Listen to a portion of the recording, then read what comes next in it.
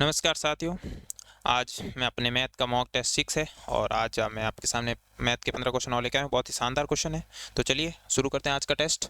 तो पहला क्वेश्चन है अपना, देखिए पहला क्वेश्चन क्या कह रहा है। यदि a बराबर 9 व b बराबर 16 है तो root A B plus B square का मान क्या होगा। बेसिक क्वेश्चन है, सीधी वैल्यू रख दो क्वेश्चन के अंदर और बस सॉल्व कर लो। कैलकुलेशन अच्छी होनी चाहिए।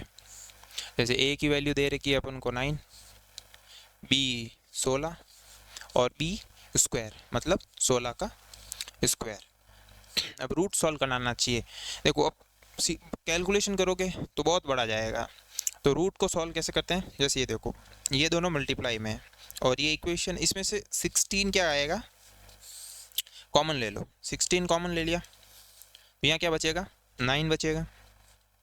वरना ऐसे करोगे तो बहुत बड़ा जाएगा। 16 का स्क्वायर करोगे, फिर इन दोनों को मल्टीप्लाई करोगे, ऐड करोगे, फिर उसका रूट निकालोगे तो बहुत लंबा प्रोसेस जाएगा। यहाँ पर 16 दो है, देखो 16 स्क्वायर का मतलब होता है ए स्क्वायर, इसका मतलब होता है ए को 2 बार, ए क्यूब इसका मतलब होता है ए को 3 बार मल्टीप्लाई किया है। ठीक है, तो एक 16 हमने बाहर ले लिया तो एक 16 उसके अंदर बच गया। ठीक है, अब ब्रैकेट को सॉल्व करते हैं।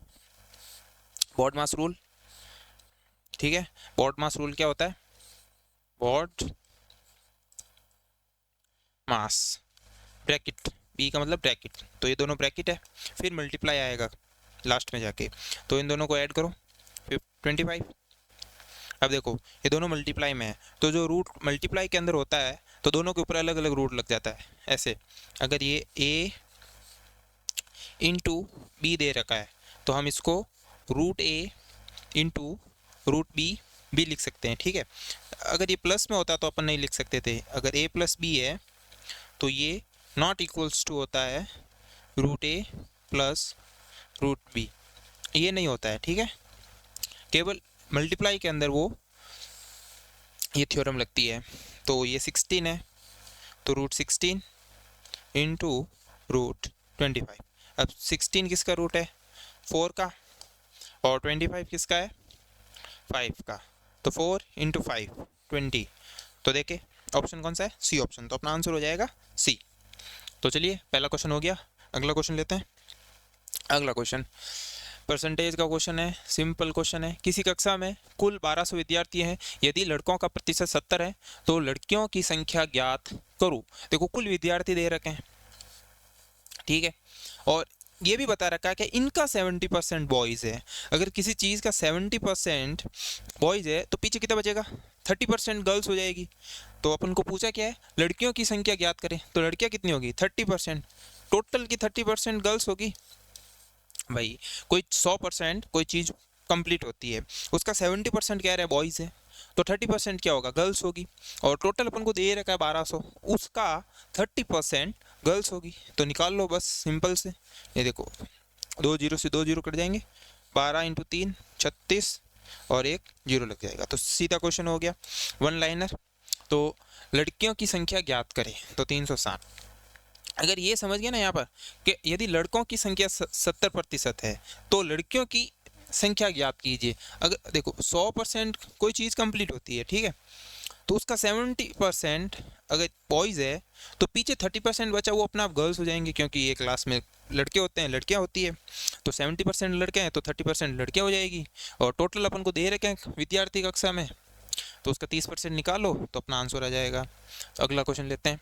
अगला क्वेश्चन से पढ़ने से पहले छोटा सा, ये सर का बैच है आर्मी अग्निवीर 2026 के लिए भी आ रहा है, आर्मी जीडी और ट्रेड और ये वुमेंस के लिए, ठीक है। 99 रुपीज़ में इसको बाई करने के लिए आप जा सकते हैं play store, GK series app download करोगे, फिर अपना ये ऐप है, ऐप पे जाओगे, बाई कोर्स पर क्लिक करना और यहाँ पर आपको कंप्लीट बैच मिल जाएगा 99 रुपीज़ में, ठीक है।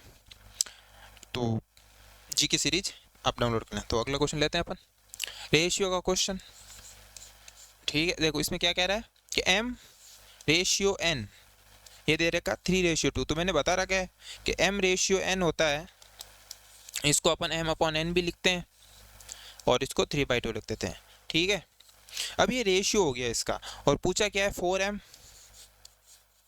+ 5n upon 4m minus 5n, ठीक है। तो देखिए रेशियो के अंदर जैसे ये m है, m हो जाएगा 3 के बराबर और n हो जाएगा 2 के बराबर, ठीक है। ये होता है सिंपलेस्ट फ्रैक्शन के अंदर है, ठीक है। m कुछ भी हो सकता है, m 3 का मल्टीपल, और जैसे इसमें देखो मैं इसको अगर ऐसे लिखूं, m रेशियो n है, मैं दोनों 2 का मल्टीप्लाई कर देता हूँ, इसको 6 लिखूँ, इसको 4 लिखूँ, तो इनका रेशियो तो 3:2 ही है सिंपलेस्ट में। तो उसमें से क्या 2 कॉमन आके दोनों में से कट जाएगा, वापस वही बचेगा। तो m मैं 6 भी ले सकता हूँ, 3 भी ले सकता हूँ, 9 भी ले सकता हूँ, तो उसके हिसाब से फिर n भी बढ़ेगा। अगर मैं m को 9 लेता हूँ तो n को मुझे 6 लेना पड़ेगा, आंसर वही आएगा। ये सिंपलेस्ट में है, तो अपन सीधा इसको ऐसे ही मान लेते हैं कि ये इसके बराबर हो जाएगा और n की वैल्यू 2 हो जाएगी। इसका मतलब यही है, ठीक है। इतना आप समझ लो, बहुत है। फिर m की जगह 3 रख दो और n की जगह 2 रख दो, ठीक है।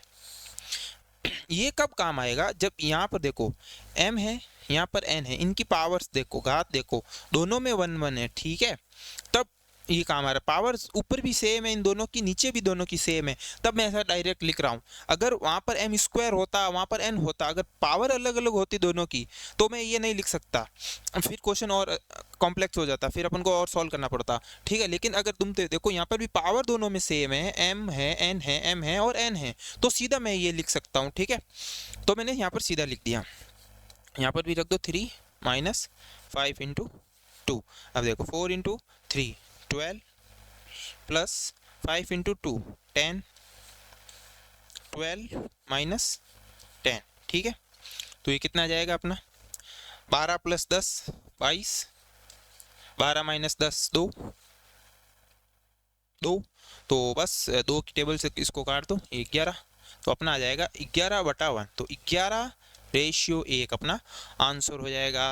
ये देखो सी ऑप्शन पड़ा है अपने पास, तो अपना आंसर हो जाएगा सी ऑप्शन। अगला क्वेश्चन लेते हैं।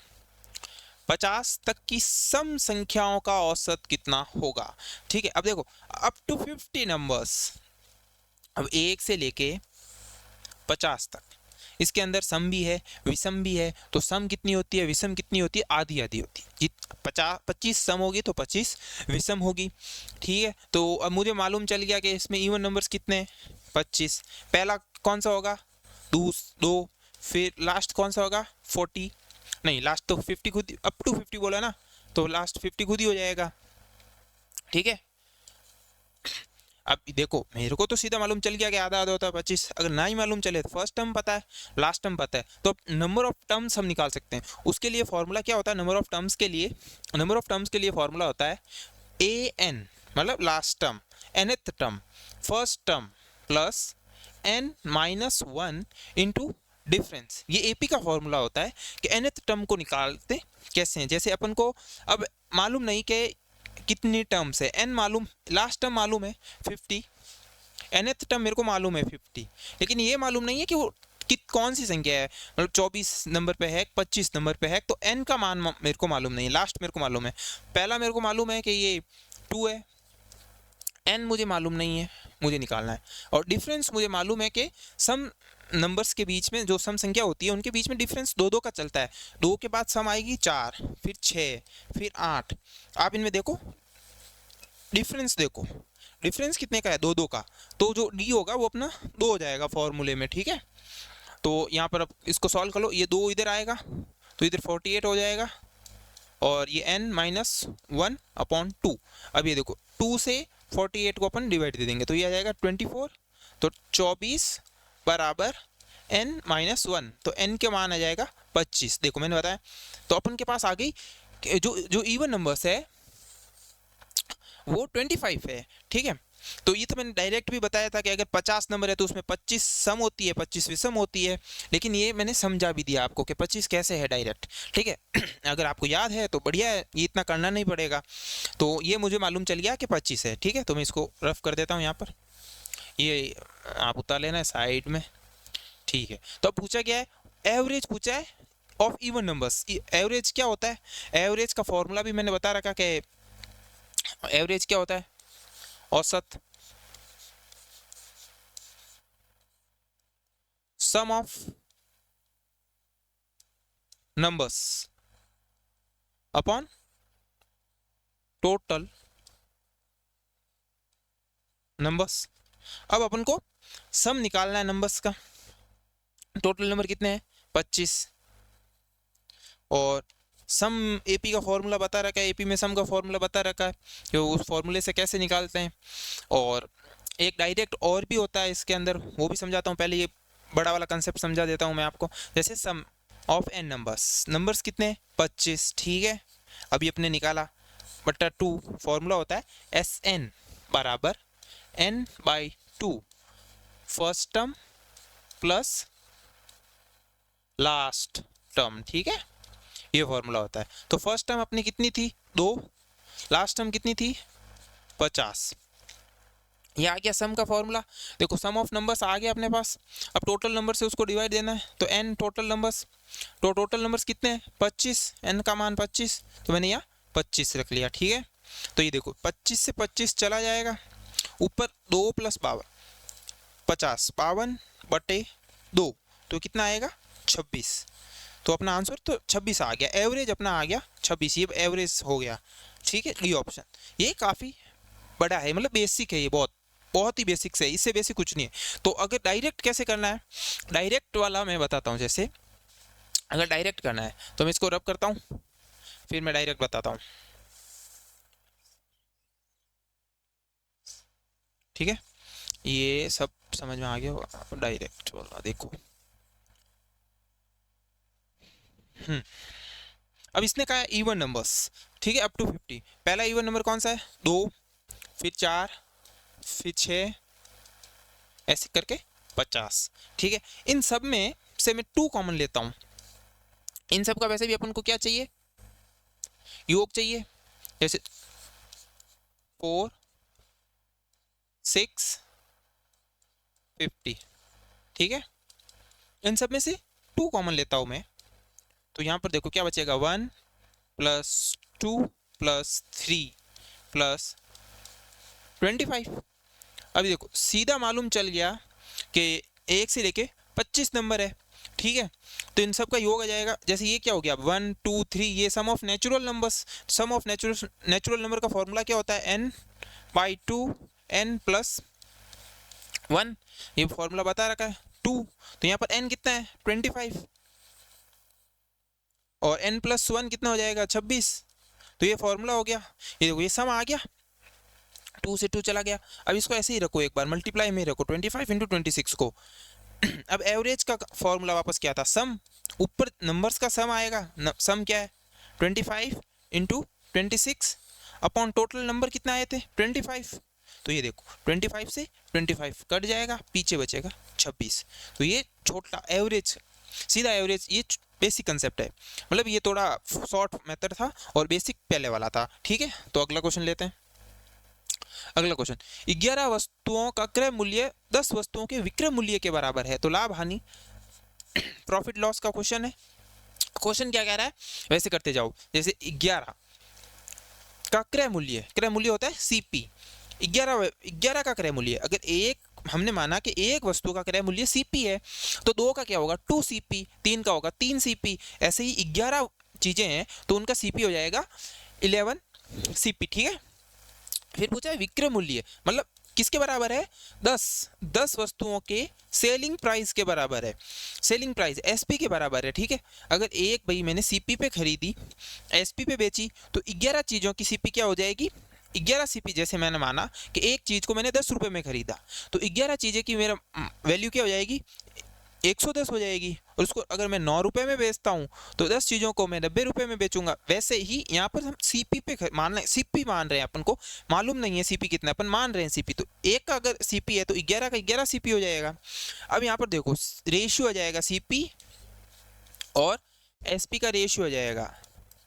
सिंपलेस्ट फॉर्म होता है रेशियो हमेशा, ठीक है। 10। अगर मैं मानूँ कि एक चीज़ का सीपी 10 है, जैसे =2 लगा हुआ है, और मैं उसको बेच 11 में रहा हूँ, तो मेरे को प्रॉफिट कितने का हुआ? 1 रुपये का मेरे को प्रॉफिट हुआ।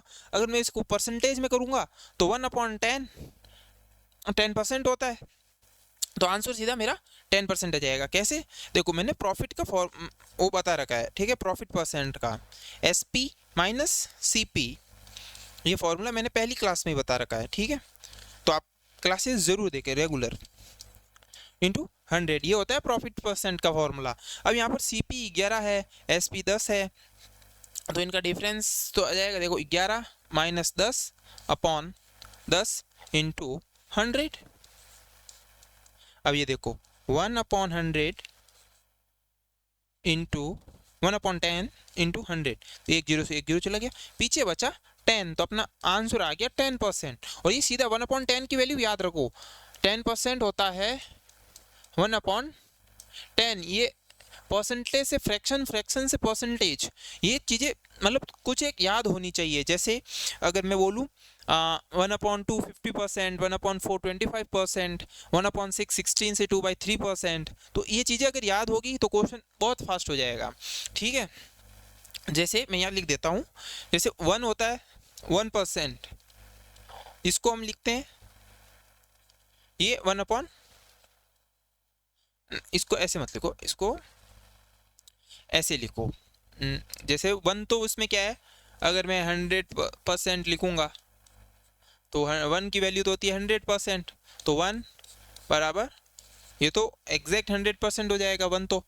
फिर 1/2 ये होता है 50%, 1/3 ये होता है 33 से ही 1/3%, 33.333% होता है। 1/4 ये होता है 25%, 1/5 ये होता है 20%, 1/6 16 से 2/3 मतलब 16.66666%। तो ये बेसिक चीज़ें हैं 6 तक, या इस वाली क्लास में बताइए, अगली क्लास में और आगे क्वेश्चन आएगा तो आगे भी बताऊंगा। ठीक है, तो ये बेसिक कंसेप्ट है इसमें।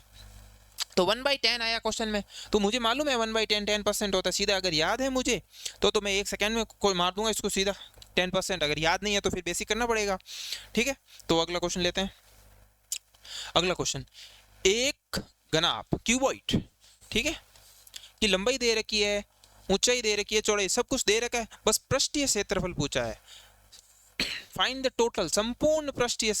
तो फॉर्मूला सीधा अगर याद है तो मार दोगे फॉर्मूला, अगर याद नहीं है तो होगा नहीं। ठीक है, 1 सेकेंड। ठीक है, तो देखो फॉर्मूला क्या होता है क्यूबॉइड में, टोटल सरफेस एरिया का 2L into B, B plus H, H into L, ये फॉर्मूला, इसको याद कर लो। बिना फॉर्मूले के इसके मेंचुरेशन के क्वेश्चन हो ही नहीं सकता। अगर फॉर्मूला याद है तो सीधा हो जाएगा, वरना इसके अंदर बेसिक कंसेप्ट तो क्या ये फॉर्मूला ही है। अगर फॉर्मूला याद नहीं है तो आप बैठे रहोगे बस। तो फॉर्मूले में देखो, ये हाइट, ये क्यूबॉइड बन गया, हाइट दे रखी है अपन को, ऊंचाई, ऊंचाई 4 दे रखी है, ठीक है, लंबाई, लंबाई 2 दे रखी है, और उसकी चौड़ाई 3 है। तो ये फॉर्मूला इसमें बेसिक बन गया। तो अब देखो मैं फॉर्मूले में लिख देता हूँ सीधा सीधा, लंबाई 2 इंटू चौड़ाई 3 प्लस 3 इंटू 4 प्लस 4 इंटू 2, ठीक है, ये फॉर्मूला है 2। अब देखो 2 into 3 6 plus 3 into 4 12 plus 4 into 2 8। पॉडमास का रूल, पहले मल्टीप्लिकेशन होगा फिर एडिशन होगा, क्योंकि m पहले आता है a बाद में आता है। अब सबको ऐड कर दो, 26। ये ब्रैकेट, पहले ब्रैकेट सॉल्व किया मैंने, अब देखो ब्रैकेट के अंदर वाली चीज़ों को सॉल्व, ब्रैकेट के अंदर भी पहले बॉडमास लगेगा, पहले मल्टीप्लाई किया फिर मैंने उनको ऐड किया, अब ब्रैकेट कंप्लीट हो गया, फिर मैं इस बार वाले के साथ मल्टीप्लाई करूंगा, तो 26 का डबल 52, ठीक है, तो अपना आंसर हो जाएगा 52। फॉर्मूला बेस्ड क्वेश्चन है, अगर फॉर्मूला याद है तो मार पाओगे 10 सेकेंड के अंदर क्वेश्चन पूरा, फॉर्मूला याद नहीं है तो नहीं हो पाएगा। ठीक है, तो अगला क्वेश्चन, फॉर्मूले लिख लिया करो, जो मैं फॉर्मूले लिखता हूँ ब्रैकेट बनाता हूँ वो इंपॉर्टेंट कंसेप्ट है, उनको आप नोट किया करो। ठीक है, तो अगला क्वेश्चन लेते हैं। अगला क्वेश्चन क्या कह रहा है, एक पहिए का व्यास और 300 चक्कर, 350 चक्कर लगाने पर वह कितनी दूरी तय करेगा। ठीक है, पहिया गोल है।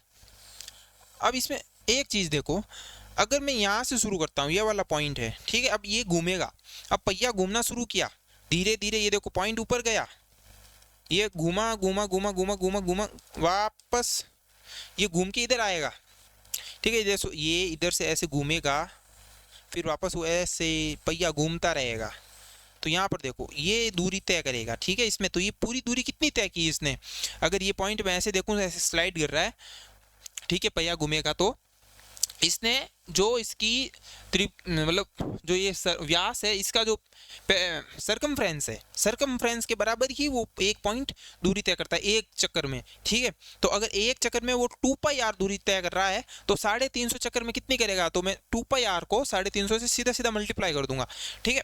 ये वापस देख लो, अगर ये सर्कल है भाई, आप कोई भी पॉइंट ले लो, जैसे ये वाला पॉइंट ले लो, अब क्या करेगा, ये घूमना शुरू करेगा पॉइंट। अब ये जैसे पहिया जैसे घूमेगा, पॉइंट घूमेगा घूमेगा, ये इधर हाईएस्ट पे जाएगा, फिर ये पॉइंट वापस नीचे आएगा, फिर ये पॉइंट इधर आएगा। तो ये देखो, ये पूरा पॉइंट है ना, एक सर्कल, एक इसकी जो सरकमफ्रेंस है, परिधि है, वो ही तय करेगा, वो ही दूरी है, एक पॉइंट घूमता है, ठीक है। तो ऐसे पॉइंट को कोई भी पॉइंट ले लो, एक पॉइंट, तो वो जो दूरी आएगी ना, वो एक राउंड में ये आएगी 2 पाई आर। तो अपन को 350 चक्कर में पूछा है, ठीक है। तो बस कुछ नहीं है, सिंपल निकालो, व्यास मालूम है तो त्रिज्या आ जाएगी, क्योंकि d बराबर 2r होता है सर्कल के अंदर, ये भी एक फॉर्मूला है, और सरकमफ्रेंस का फॉर्मूला होता है 2 पाई आर। ये दोनों फॉर्मूले याद कर लो, दोनों फॉर्मूले याद हैं तो ये क्वेश्चन आराम से हो जाएगा, ठीक है। तो देखो d अगर 14 है तो उसकी त्रिज्या तो 7 हो जाएगी सीधा सीधा, और मैं इसमें लिख देता हूँ जैसे 350 चक्कर एक वाला 22/7 इंटू 7। ये देखो, ये है एक राउंड की दूरी, मैं इंटू 350 कर दिया, एक राउंड में इतना जाएगा तो 2.5 में उसका डबल जाएगा, 3 में उसका ट्रिपल जाएगा, तो 350 में उसका मल्टीप्लाई हो जाएगा उसके अंदर, ठीक है।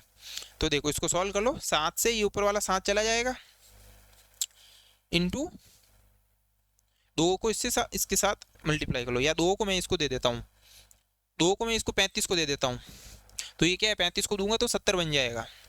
तो ये 700 इंटू 22, अब मुझे मालूम है कि 7 इंटू 22 154 होता है, 22 की टेबल याद, फिर सीधे 2 जीरो पीछे लग जाएंगे। ये कैलकुलेशन टेबल याद है तो कैलकुलेशन और तेज़ी से हो जाएगी, मतलब इतना, फिर पहले क्या मैं 2 को 44 करूँगा, फिर 44 को 35 के साथ मल्टीप्लाई करूँगा, काफ़ी वैसे भी करते हैं, लेकिन मेरे को मालूम है कि ये 7 बनवाएगा इधर, और 7 और 22 का मुझे को याद है कि 154 होता है टेबल के हिसाब से, तो अपना कैलकुलेशन बहुत तेज़ हो जाएगी, ठीक है।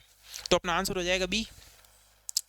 अगर ये समझ में आ गया ना कि वो जो एक पॉइंट है वो 2 पाई आर दूरी तय करता है एक राउंड में, तो क्वेश्चन कुछ नहीं है, बस वही समझना है कि भाई वो यहाँ से शुरू हुआ, फिर वो ऐसे घूम के वो जब आएगा वो एक ही दूरी तय करेगा, ऐसे एक राउंड मारेगा वो हर बार, वो ऐसे चलता जाएगा एक राउंड, 350 राउंड में पूरी वो दूरी तय कर लेगा, ठीक है। तो अगला क्वेश्चन लेते हैं। आगे चला गया, ये टाइम एंड वर्क का कंसेप्ट आ गया कि कुछ आदमी हैं, उनके पास कुछ काम है, वो उसको इतने समय में करते हैं, तो इतने आदमी अगर रह जाएंगे इतने समय में वो वाले काम को, या कोई अलग काम है तो कितने दिन में करेंगे। तो ये मतलब डाटा अलग है, कंसेप्ट वही है, बता रखा है पहले की क्लास में, अगर आपने ध्यान से क्लासेस पढ़ी है तो, ठीक है। फॉर्मूला क्या है, M1 मैन है जो T1 डेज में W1 वर्क करते हैं, वही M2 T2 डेज में W2 वर्क करते हैं, ठीक है। तो ये मतलब बराबर होता है। तो इसमें देख लो मैन की वैल्यू कितनी दे रखी है कि 16 आदमी है 6 दिन में कोई काम कर सकते हैं, मान लिया काम है x, या 1 मान लो x केस 1 एक काम करते हैं, ठीक है। और अब 8 आदमी और जोड़ दिए गए हैं, मतलब 16 तो थे ही थे, उनके अंदर 8 और जोड़ दिए, मतलब अब टोटल अपने पास 24 आदमी हो गए। 16 पहले काम कर रहे थे, अब 24 आदमी काम कर रहे हैं, 8 नए आदमी उनके अंदर और आ गए, तो वो 24 आदमी मिलकर उस काम को कितने दिन में करेंगे, टी मतलब टाइम, कितना टाइम लगेगा उनको वही काम करने के लिए, तो काम बराबर है, ठीक है, वही काम करना है। तो बस इसको सॉल्व कर लो, 6 की टेबल में ये 4 बार और 4 की टेबल में ये 4 बार, तो टी आ गया 4 दिन, मतलब 24 आदमी, जो काम 16 आदमी 6 दिन में कर रहे थे, वो अगर 8 नए आ जाए उनके अंदर 24 हो जाएंगे, तो वो काम वो मिलके 4 दिन में कर लेंगे, ठीक है। तो ये फॉर्मूला, ये कंसेप्ट याद है इसमें कि ये कंसेप्ट होता है, तो बस मान लो कि सीधा ए ऑप्शन। अगला क्वेश्चन, अब इसमें देखो ये बहुत बड़ा दे रखा है क्या भाई, 370 की पावर है 100, अब ये तो कैसे होगा, ये तो मतलब कैलकुलेटर में भी नहीं आएगा, लेकिन इसके ऊपर दे रखा है पावर 0, अगर किसी के भी ऊपर पावर 0 लग जाए तो उसका आंसर 0 नहीं होता, उसका आंसर 1 होता है, ठीक है। ये आपको याद रखना पड़ेगा कि a की पावर अगर 0 है तो उसका आंसर 1 होता है हमेशा, ये अगर याद है तो आप सीधा यहाँ पर देखते ही मार देते 1 आंसर, अगर नहीं है तो बस सोचने बैठ जाते यार 100 की पावर है तो वो तो कैसे होगा। लेकिन इसमें ये याद आपको याद रखना ही पड़ेगा, इसका मतलब जो कंसेप्ट होता है वो बहुत लेंदी है और वो बहुत कॉम्प्लिकेटेड है, वो समझ में नहीं आएगा। आप सीधा अगर याद रखोगे तो क्वेश्चन हो जाएगा, अगर कंसेप्ट के पीछे भागोगे तो आप फंस जाओगे। कंसेप्ट इसमें बहुत बड़ा लेंदी कंसेप्ट है, तो आप ये याद रखना सीधा, ठीक है, कि ए की पावर अगर 0 आए तो 1 होता है। तो यहाँ पर ये देखो, एक मैंने बताया था आपको कि ए की पावर m है और ब्रैकेट लगा के n है, तो ये जो m और n है ना वो मल्टीप्लाई के अंदर होते हैं, ये a की पावर m इंटू n ही है, ठीक है। जैसे एग्जांपल ले लो, 2 की पावर 2 ब्रैकेट लगा के मैं 3 लगा देता हूँ पावर। तो पहले देखो मैं इसको सॉल्व करता हूँ, 2 की पावर 2 कितना होता है 4, 3 और 4 का क्यूब मेरे को मालूम 64, ठीक है। तो यहाँ से देखो 64 आया। और अगर मैं इसको ऐसे करता 2 की पावर 2 इंटू 3 कर देता, ये पावर में ये वाला लगा देता, अंदर मल्टीप्लाई कर देता, तो 2 की पावर 6 बनता, और 2 की पावर 6 भी 64 ही होता है।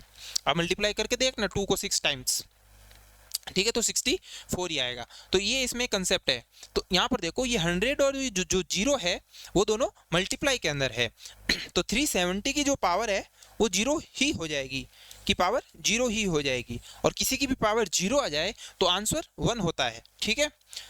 ये याद रखना, ये कंसेप्ट, इतना सा कंसेप्ट याद रखोगे, ठीक है। अगला क्वेश्चन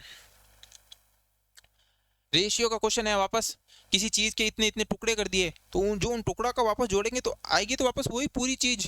भाई आपके पास अगर कोई चीज मतलब टॉफी है, आप उसके कितने हिस्से करते हो, तो वापस अगर इन सारे हिस्सों को जोड़ोगे तो पूरी कंप्लीट टॉफी बन जाएगी। वैसे ही एक नंबर है 76, ठीक है, उसके टुकड़े कर दिए 7, 5, 3 और 4 के अनुपात में, ठीक है, इस रेशियो में उनको बांट दिया। तो जो ये अनुपात है इनमें कुछ कॉमन फैक्टर था, वो कॉमन आके इनमें से डिवाइड हो गया, मतलब वो हट गया, पीछे उनका जो सिंपलेस्ट रेशियो बचा वो है। लेकिन इनका भी जो योग पूरा सम करेंगे तो वापस 76 के बराबर ही होना चाहिए। अब वो नंबर क्या हटा वो अपन जब इनको जोड़ के वापस 76 में डिवाइड देंगे तो हमको मालूम चल जाएगा कि हाँ उस नंबर से मल्टीप्लाई करने पर हमको पता चल जाएगा, ठीक है। जैसे मैं इन सबको ऐड करो, ये 10 और ये 9 19, तो 19 की वैल्यू 76 है, ठीक है।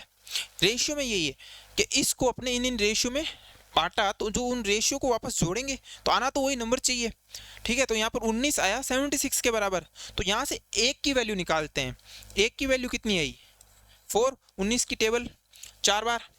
अब ये जो 4 आया ना वो उन सब में मल्टीप्लाई कर दो, जैसे 28, 20, 12 और 16। अब आप इन सबको जोड़ोगे तो 76 ही आएगा। तो ये जो नंबर्स थे 28, 20, 12, 16, 78 के टुकड़े किए और इन सब का रेशियो ले लिया, तो इन सब में से 4 कॉमन था और वो 4 हट गया, तो अपना सिंपलेस्ट रेशियो आ गया। तो अपन ने क्या किया, वापस उसको जोड़ा, इसके बराबर किया, और वो हमको फैक्टर मालूम चल गया कि इन सब में से क्या कॉमन आया था, ठीक है। इसको अपन HCF भी कह सकते हैं इनका, ठीक है। इनका HCF 4, ये हाईएस्ट कॉमन फैक्टर, सब में से हाईएस्ट कॉमन फैक्टर क्या आ रहा है 4 आया था, तो ये HCF का कंसेप्ट भी इसमें लग जाएगा, ठीक है। तो अब देखो इन सब में से छोटा नंबर कौन सा है, स्मॉलेस्ट से ईयर पूछा है, सबके सबसे छोटा किसके पास, ये 12, तो सबसे छोटा हो जाएगा 12, अपना आंसर हो जाएगा A 12, ठीक है। अगला क्वेश्चन इक्वेशन का क्वेश्चन है, इसमें मिडिल टर्म स्प्लिटिंग मेथड होता है। तो वो कैसे होता है मैं बताता हूँ। जैसे इक्वेशन लिखी हुई है x² प्लस 7x इंटू 10, तो इसमें जो मिडिल टर्म होती है उसको ऐसे दो नंबर में तोड़ना होता है। मिडिल टर्म स्प्लिटिंग मेथड मतलब तोड़ना होता है कि उसका जो मल्टीप्लाई आए वो जो a और ये जो c इन दोनों को मल्टीप्लाई करो पहले, तो ये हो जाएगा x² इंटू 10, तो 10x²।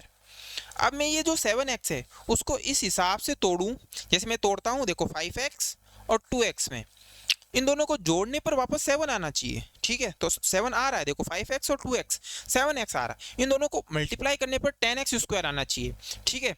इन दोनों को मल्टीप्लाई करोगे तो 10x² भी आ रहा है। तो जो ये इक्वेशन है, अब इसको मैं रफ करता हूँ, जो ये इक्वेशन है x² plus 7x plus 10x, इसको मैं कैसे लिख सकता हूँ, इसको मैं ऐसे लिख सकता हूँ x² plus 5x plus 2x, कोई भी आगे लिखो, चाहे 2x को आगे लिखो चाहे 5x को पीछे लिखो, उससे कोई फर्क नहीं पड़ेगा, ठीक है। अब इनमें ये दो का सेट बनाओ, ये 2 नंबर ले लो, ये 2 नंबर ले लो। अब इनमें कॉमन क्या आ रहा है वो देखो, इनमें कॉमन आ रहा है x, तो x प्लस 5, और इसमें कॉमन आ रहा है 2, यहाँ पर x बच जाएगा और 10 में से 2 जाएगा तो 5 बच जाएगा। अब यहाँ पर देखो ये बीच में प्लस का साइन है, इन दोनों में कॉमन क्या बचा, x प्लस 5, x प्लस 5, ठीक है। तो x प्लस 5 एक बार और कॉमन आ जाएगा, और पीछे क्या बचेगा, इधर x बचेगा, इधर ये 2 बचेगा, x प्लस 2। तो ये देखो इसके फैक्टर हो गए, x plus 5 bracket x plus 2, तो ऑप्शन कौन सा, x plus 5 bracket x plus 2, ये सीधा। और इसको सीधा चेक करने का, जैसे ये तो अगर आपको मालूम है मिडिल टर्म स्प्लिटिंग कंसेप्ट तो आप इसको कर लोगे, और ऑप्शन से भी हो जाएगा। अगर ये मतलब नहीं तोड़ रहे हो, तोड़ नहीं पा रहे हो, ऐसा मतलब कभी कभी क्वेश्चन में होगा नहीं तोड़ पा रहे हो, तो ऑप्शन से कैसे जाएंगे सीधा। ऑप्शन में देखो इसमें सब प्लस है तो माइनस तो आएगा ही नहीं, जिसके अंदर भी माइनस है उन सबको हटा दो, बस जो पीछे आंसर बचा वो अपना आंसर हो गया। माइनस वाला तो आएगा ही नहीं, प्लस है सारे साइन ही, तो माइनस कैसे आएंगे, जो प्लस वाले हैं दोनों वही अपना आंसर हो जाएगा। जैसे इसको आप अगर सिंप्लीफाई करोगे, एक्सपेंड करोगे, तो इसमें देखो ये जो प्लस का 2 है और ये माइनस का 5 है, तो ये बना के माइनस का 10 देगा, तो इक्वेशन में माइनस का 10 नहीं है, तो ये अपना गलत हो जाएगा। इसमें भी ये देखो माइनस और प्लस माइनस आएगा, पर आप यहाँ कहोगे माइनस माइनस तो प्लस हो रहा है, लेकिन जब ऐड करोगे minus 2x minus 5x minus 7x आएगा, तो लेकिन यहाँ पर प्लस का 7x है, तो जो आंसर अपना क्या हो जाएगा, जिसमें सारे प्लस के साइन है वो अपना आंसर हो जाएगा, ठीक है। अगला क्वेश्चन, 10% वार्षिक ब्याज पर कोई धन कितने समय में 3 गुना होगा, ठीक है। अगर आपके पास कुछ पैसे हैं और आपको कहा कि आपके पास 10% ब्याज है, मतलब जो आपको रेट इंटरेस्ट रेट लगेगी एनुअल इंटरेस्ट रेट, तो आपके पास जो पैसा है वो 3 गुना कितने टाइम में होगा, ठीक है। अभी मैंने बताया कि फ्रैक्शन परसेंटेज है, उसको फ्रैक्शन में कैसे कन्वर्ट करते हैं, 10% की वैल्यू 1/10 होती है। तो जो देखो इसको पढ़ने का एक तरीका होता है कि 10% इक्वल्स टू 1/10 है। इसका मतलब क्या है, 10 का जो 10% है वो 1 होता है। अगर आपके पास 10 रुपए हैं तो अगर उसके पास 10% की ब्याज से आपको 1 रुपया ब्याज मिलेगा, तो ये मेरे को और कोई चीज़ मानने की जरूरत ही नहीं पड़ेगी। मैं मान लूंगा मेरे पास 10 रुपए है और मुझे पहले साल 10% पे 1 रुपया मिलेगा, तो 11, फिर वापस दूसरी साल 12, तो ऐसे करते करते ये 3 गुना कब होगा, कितने साल में ये 3 गुना होगा, मतलब 10 का 30 कब बन जाएगा, ठीक है। तो उसके लिए तो आपको फॉर्मूला लगाना पड़ेगा, जिसमें मूल धन इनटू जो rate interest rate into time बराबर होता है ब्याज, सिंपल इंटरेस्ट, कितना ब्याज मिला, ठीक है। अब 3 गुने का कह रहा है, मतलब 10 का 30, मतलब 20 रुपए का मुझे ब्याज मिल रहा है, 20 रुपए का ब्याज मिल रहा है, तो सिंपल इंटरेस्ट 20 हो जाएगा। समय मालूम नहीं है, बल इतना कहा क्या 10 का 30 कब हो जाएगा, मतलब जब मेरे पास 10 रुपए थे वो अब 30 रुपए हो गए, तो मुझे ब्याज कितना मिला, 20 रुपए का ब्याज मिला। तो इस फॉर्मूले में मेरे पास ब्याज आ गया, और कितने रुपए थे, 10 रुपए थे, और इंटरेस्ट दे रखा है, सब चीज़ें दे रखी है, बस टी नहीं दे रखा है। तो इस इक्वेशन में मैं सब चीज़ें रखूंगा और सॉल्व करूंगा तो टी की वैल्यू आ जाएगी, ठीक है। जैसे मूलधन कितना है 10 रुपए, रेट कितनी है 10/100 इंटू समय अपन को चाहिए, और अभी मैंने बताया कि 10 का 30 हो जाए, 10 का 3 गुना हो जाए 30, ठीक है। तो कितना ज़्यादा हो गया, प्लस 20 रुपये ज़्यादा हो गया है, तो मुझे 20 का ब्याज मिल गया, तो मैंने जो ब्याज था वो 20 रख लिया, ठीक है। अब मैं इसको सॉल्व कर लेता हूँ, देखो सीधा सीधा 0 से 0 0 से 0, तो टी की वैल्यू क्या आ गई 20। तो 20 साल में मेरा जो पैसा है 10% की ब्याज सिंपल इंटरेस्ट पर 3 गुना हो जाएगा, ठीक है। अगला क्वेश्चन, दो संख्याओं का एलसीएम 120 एचसीएफ, यदि पहली संख्या तो दूसरी संख्या क्या होगी। फॉर्मूला बेस्ड क्वेश्चन है, LCM into HCF equals to the product of the two numbers. ये पहले ही क्लास में फॉर्मूला लिखा रखा है, अगर फॉर्मूला याद होता तो आप खुद ही कर लेते इस क्वेश्चन को। सिंपल क्वेश्चन है, एलसीएम इंटू एचसीएफ, संख्याओं का गुणनफल, ठीक है। अगर मैं यहाँ नंबर लिख लेता हूँ, जैसे एक नंबर है नंबर लिख लेता हूँ n1 पहला नंबर इंटू दूसरा नंबर, ठीक है, ये n1 है पहला नंबर, नंबर 1 इंटू नंबर 2। अब एलसीएम कितना दे रखा है 120, फॉर्मूले में रख दो सीधा। HCF 10, पहला नंबर क्या दे रखा है 30, दूसरा नंबर पूछा है, तो बस इसको सॉल्व कर लो। देखो ये 0 से 0 चला जाएगा और 3 की टेबल में 12 कितनी बार आता है 4 बार, तो 40, तो नंबर क्या आ गया 40। फॉर्मूला याद है तो सीधा मार पाओगे, फॉर्मूला याद नहीं है तो नहीं होगा, ठीक है। तो अपना आंसर हो जाएगा सी ऑप्शन। तो चलिए अगला क्वेश्चन देख लेते हैं। हाँ, अगला क्वेश्चन कह रहा है दो संख्याओं का अंतर 12 और योग 24 है तो बड़ी संख्या का 3 गुना क्या होगा। ये बता रखा है कि अगर संख्याओं का अंतर आए और योग आए और बड़ी संख्या पूछे तो कुछ नहीं, दोनों को जोड़ दो और आधा कर दो। 36 और का आधा 18, तो बड़ी संख्या आ जाएगी 18, उसका 3 गुना पूछा है तो 54, सीधा मार दूंगा 54, ठीक है। अब आप कहोगे ये क्या किया, मतलब ये स्पीड ऐसे ही आएगी, ऐसे क्वेश्चन करने 5 सेकंड भी नहीं लगेंगे ऐसे क्वेश्चन में। अब बेसिक क्या है इसका भाई, मान लो कि दो संख्या है x और y, उनका अंतर दे रखा है -12, x प्लस वाई दे रखा है 24। अब मैं यहाँ पर इन दोनों को सॉल्व करूंगा, x निकालूंगा, फिर मैं देखूंगा दोनों में बड़ी क्या कौन सी है, उसका 3 गुना करूंगा, ठीक है। ये बेसिक है, वो आप करना। मैंने क्या बताया, अगर ऐसा क्वेश्चन में दे रखा है कि संख्याओं का अंतर दे रखा है दो का, उनका योग दे रखा है, तो दोनों को जोड़ के आधा कर दो, तो वो जो संख्या आएगी वो बड़ी संख्या होगी, ठीक है। और अगर छोटी पूछे तो दोनों को माइनस करो और 2 कर दो। जैसे छोटी पूछता अगर मेरे को 12 में से 24 में से 12 गए 12, मैं आधा कर दूंगा 6, तो छोटी संख्या 6, बड़ी संख्या 18, तो देखो दोनों को जोड़ो, 18 प्लस 6 24, 18 में से 6 गया 12, ठीक है। तो ये सीधा याद रखना, ये कंसेप्ट सीधा याद रखना। अगर डिफरेंस और सम दे दे तो उन दोनों को ऐड करके, डिफरेंस और सम को ऐड करके डिवाइड बाय 2 कर दो, तो अपने पास लार्जर नंबर आ जाएगा। तो डिफरेंस और सम कितना देख रहा है 12 और 24, 12 प्लस 24 तो 36। अब बस इसको 2 से डिवाइड दे दो तो अपने पास बड़ा वाला नंबर आ जाएगा।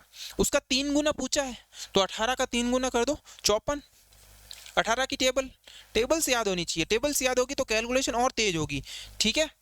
तो अगला क्वेश्चन देखते हैं। अगला क्वेश्चन, यदि मोटरसाइकिल 140 मीटर दूरी 18 सेकंड में तय करती है तो उसकी चाल किलोमीटर पर आवर में क्या होगी। ये कंसेप्ट भी पहली क्लास में बता रहा है। अगर क्लासेस रोज देखते हो तो नए कंसेप्ट कुछ नहीं है, बस उनके अंदर थोड़ा सा हल्का फुल्का चेंज कर देंगे और वही कंसेप्ट लगेगा, ठीक है। अब जैसे मैंने पहले ही क्लास में बताया था स्पीड का और डिस्टेंस और टाइम का रिलेशन, स्पीड बराबर डिस्टेंस, चाल बराबर दूरी बटा समय, ठीक है। तो अब इसमें क्या कह रहा है, स्पीड ही पूछी है अपन को, डिस्टेंस कितनी दे रखी है 140, टाइम दे रखा 18, लेकिन ये किस में आया मीटर पर सेकंड में आया, पूछा किस में किलोमीटर पर आवर में पूछा है।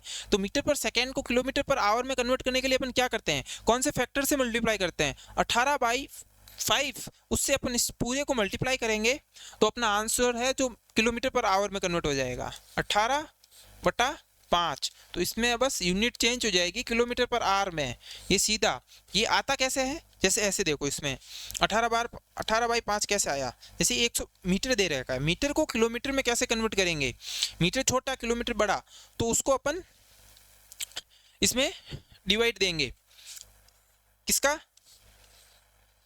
1000 का, तो ये कितने किलोमीटर हो जाएगा 1.14 किलोमीटर हो जाएगा 140 मीटर, ठीक है। तो अब फिर नीचे दे रखा है टाइम 18 सेकेंड, सेकेंड को मिनट में कन्वर्ट करना है तो और छोटा आएगा, मतलब 60 सेकेंड में 1 मिनट होता है, तो 60 का और डिवाइड देना पड़ेगा, वो मिनट में आएगा। फिर मिनट को और आर में कन्वर्ट करेंगे तो 3600 से अपन को इसको मल्टीप्लाई करना, 18 को डिवाइड देना पड़ेगा, तो वो डिवाइड देंगे तो ऊपर चला जाएगा।